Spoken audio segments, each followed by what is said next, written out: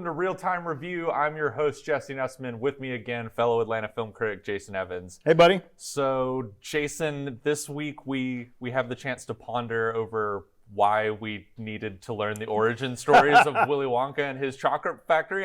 Has this just been bugging you for decades and decades since you read the Roald Dahl book? But I will say, look, we are in an era where IP and stuff that people already know, that's one of the ways you get to make an expensive movie and one of the ways you get to make a studio film. I've actually got, look, when I first heard about this, I was like, really? Right.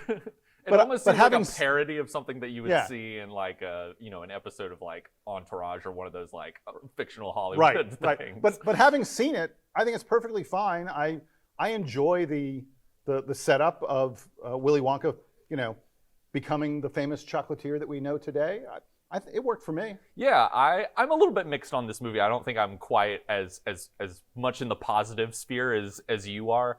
I do think, though, a lot of the credit of what I like about this movie has to be given to Paul King, who directed it. Yeah, fabulous. A British filmmaker who did the Paddington movies. This is not quite, I think, up to that level of those movies, but he has a real gift for that kind of like whimsical, kind of winking and meta, but also like very like child friendly. Like I don't know that there's like jokes and stuff in there that would like even go over kids' heads, but it's just sort of like this very kind of down the middle sort of slightly darkly tinged, but very whimsical, fun, warm sense of humor that I think really helps a movie like this.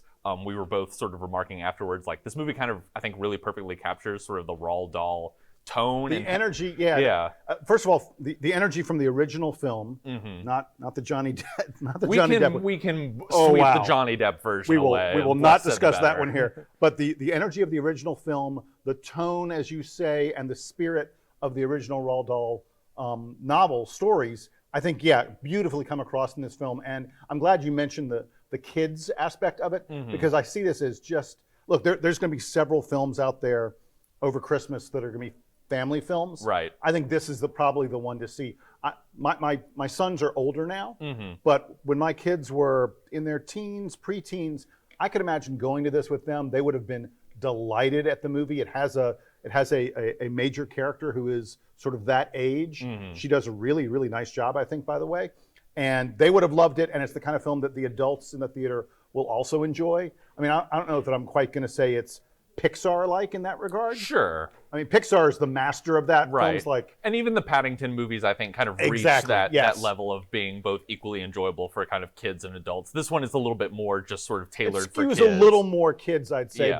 But the adults are going to look. There's some songs in this that are just fabulous. Yeah, I was not expecting this to be a full-on musical. I mean, there are musical numbers in kind of the original Willy Wonka and the Chocolate Factory from the Gene Wilder one from the 70s, and even the Roald Dahl book has like the little Oompa Loompa songs in there. But I was not expecting this to be a full lavish like MGM musical, pretty much. Well, I don't know that it's quite. I wouldn't quite call it only a musical. Sure. There are films out there. There's certainly plays that you can see where it's musical almost nonstop. This is not that. This is closer to the Gene Wilder film where the music is mixed in. The thing I liked about it, and look, we're not here to discuss The Color Purple, but in my head I couldn't help contrasting it to The Color Purple musical that's coming out. A movie we can't really talk about at this episode, but our thoughts are coming. But I will say this about it. I thought in The Color Purple that the music, which was nice, didn't advance the story. The music here really advances the story. Each one of the songs to me, for the most part, takes us to a different place than we were at the beginning of the song, and that's really important. To me in a musical, that's what matters. I don't want to feel like I'm wasting time. I want to feel like I'm getting a story told to me. So do you want to ask you about Timothée Chalamet, who is stepping into the Willy Wonka role that I think Gene Wilder so iconically played in the 70s version, and Johnny Depp maybe bizarrely played in the Tim Burton version. Again, we're not going to go there. We really just cannot get into that ugly movie. I'm curious what you thought about him in this movie. I think he's sort of the one piece that's kind of keeping me from being as kind of like warm-hearted about this film as some other people, some other colleagues that I've talked to. He's trying to give this very like old school, almost like, I mean, we had a talk right before we started recording about like how he compares to Gene Wilder, but I almost feel like he's doing kind of like a Gene Kelly kind of role of like sort of big grin. He's very, very earnest, very, very warm. He's so playing positive. to the overly positive, playing to sort of the back rafters. And I don't quite know that that's kind of in his skill set as an actor. He's actually one of those actors that, like, I've really liked him in some roles and been kind of frustrated with him in other roles. I think if he's allowed to just sort of live in his sort of natural star presence and charisma in something like Call Me by Your Name or Lady Bird, I think he can be quite effective. But then other movies where I think he has to sort of like play something very specific as an actor, I think sometimes it can bleed a little too into like, oh, this is someone just doing kind of an aggressive performance. And there was something about how him in this movie just sort of like distracted me and took me out of watching it. Everyone else in this movie, who I think is incredible, all the supporting cast members. Supporting cast is really great. All like hysterically funny, all like I said. Oh my gosh, Olivia Colman is great in this movie. And all finding that that kind of, as I said earlier, that sort of right Roald Dahl tonal balance of like the adult villainous characters are like a little bit, they're pretty evil and like creepy, though, yeah. but it's like this cartoonish over the top evil. They're never all that menacing, right? Right. Which is why it works for the kids, by the way. Yeah, and everyone else in the movie I think really blends into this cartoonish fictional world that Paul King has created in this movie. And Chalamet is the one where it just sort of feels like, oh, I feel like I'm watching someone doing a kind of like aggressive playing to the back rafters performance, and he never sort of became kind of like part of this whole world that this movie had created. I'm going to disagree with you. Okay. Not strenuously. I don't think that this is like one of the great performances by Timothée Chalamet. I'm trying to think across his career. He has not done a lot of comedy, and there's certainly some comedy required of this. So I don't know that comparing it to Call Me by Your Name and some of his other roles even makes sense. It's such a genre departure for him. Yeah. I think he's fine. He's not a huge standout in the film. Mm-hmm. I don't know that I would say go to the movie to see Timothée Chalamet doing comedy, doing song and dance. Again, I enjoyed it, and I thought he's passable. Mm-hmm. Certainly there are people out there that I could have imagined in the role doing a better job than he does. Yeah, but definitely. I'm not going to criticize him for it. Overall, as I've said, I really like the movie. I think the movie's going to be very popular with families. And I think Chalamet's perfectly fine in it. It's not a performance that's going to make me completely change where I think he should take his career. I think for me it was more of a sort of like, oh, this is him as a young actor trying to do a very different kind of performance and a very different kind of role. As you said, a much more kind of comedic sort of musical role than whimsical. What he is. There's a very whimsical kind of like warm-hearted role that he hasn't taken before. And maybe sort of the result of this is like, oh, this maybe like isn't quite in your skill set as an actor. Just as sort of like, I wouldn't want like Vin Diesel doing Shakespeare or something like I like Vin Diesel in an action movie, but there's certain skill sets people have. The last thing I'll say about it is I think that the character, I think maybe some of what puts you off is that the Willy Wonka character is supposed to be almost over the top positive. Mm-hmm. We talked about the whimsical kind of stuff.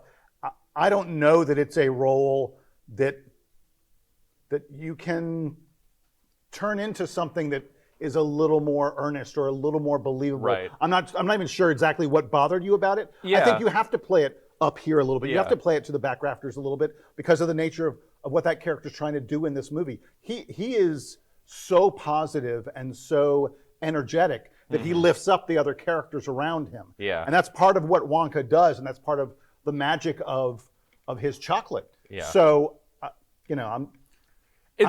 was almost missing a little bit of like kind of what I feel like Gene Wilder brought to the role, which is there's something about Gene Wilder that he seems like a little distracted at all times and a little bit sort of like I'm off in sort of the stratospheres thinking about like 20 other things, but I just have these like annoying little kids that are running around my chocolate factory getting into trouble. And that kind of like mischievousness and there is kind of a slight dark edge to Gene Wilder. And that's not present in this film at all. That's not present in this movie at all. And last thing, you mentioned the little kids running around. You're talking about the Oompa Loompas. I do think Hugh Grant.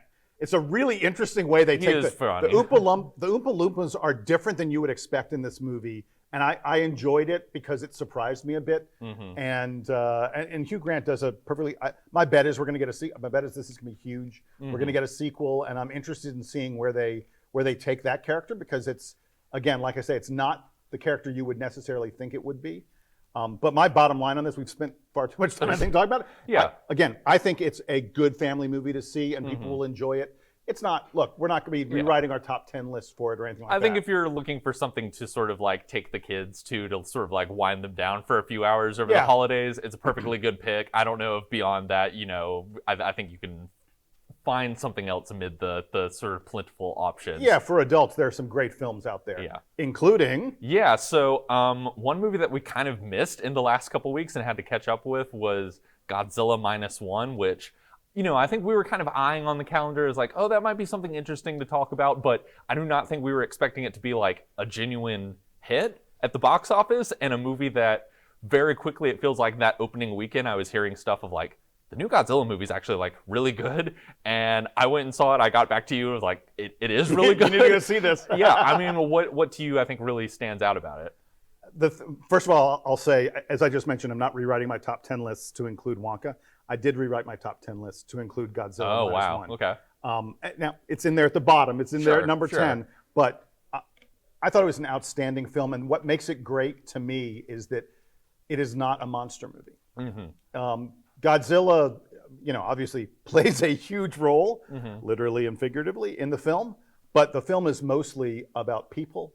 It's about dealing with trauma, dealing with responsibility, and coming to grips with a society that's been torn apart by war, and how do they put their lives back together. It's for a monster movie, it's a very human film, and that's what made it such a wonderful picture. I would totally agree. I came out of it and I immediately texted a few friends and said, like, this new Godzilla movie that costs like, what, $15-some? And it looks like it's a $200 million film. $15 million. Yeah. Like, kind of puts like 99% of all the American blockbusters that came out this year to shame. And I think kind of like the two big reasons for that is, one, like you said, I think there is a real focus on like a human story here and giving us characters that we can care for, and we get to know them. By the way, we get to know them gradually. Yeah. And I saw, at first I was like, yeah, okay, what's happening here? And then by about 30 or 40 minutes into it, I was like, I'm so invested in these people's lives.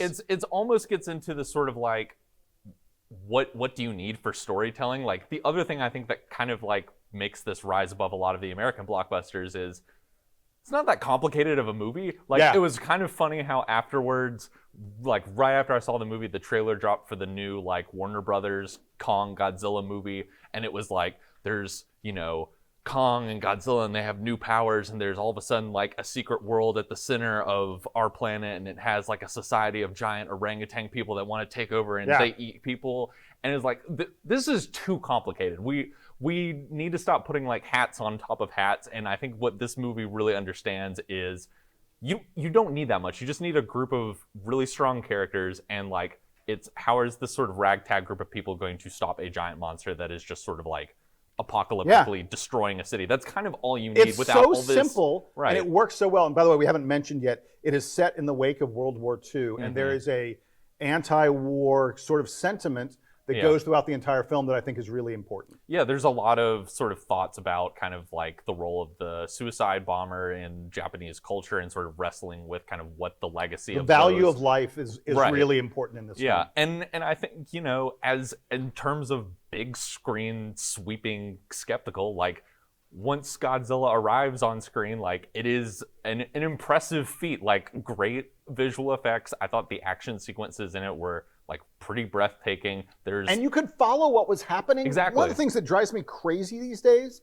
about American blockbusters, and so many of them, is it's so much CGI flying past me so fast that I'm like, who just punched who, and why do I care about any of them? And in this film, it's just all of it makes sense. Yeah, there's the stakes of the individual action sequences make sense. It's not one of these sort of like cacophonous light shows where you're just sort of seeing like ones and zeros sort of being displayed on screen, and all of this money being dumped into like effects that kind of don't matter and have no weight to them. It's like the stakes of what the characters have to do in these sequences to either run away from Godzilla or sort of take him down at the very end is all very clearly laid out, and so you would, as an audience, are able to sort of better invest in that. And I by the end of this movie, I thought it even had something kind of like similar to Jaws, even, of like that sense of here's like the big monster and like the small collection of characters that we meet across the course of this movie and fall in love with, and they all have to come together. And they all come together really at the nicely end to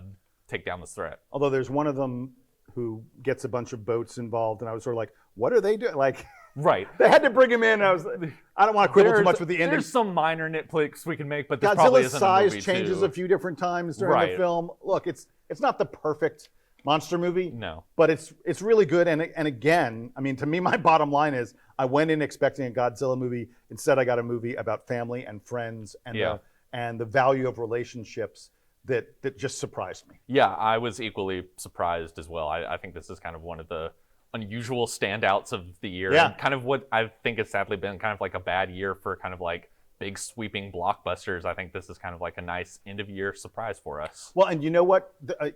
Last thought on this.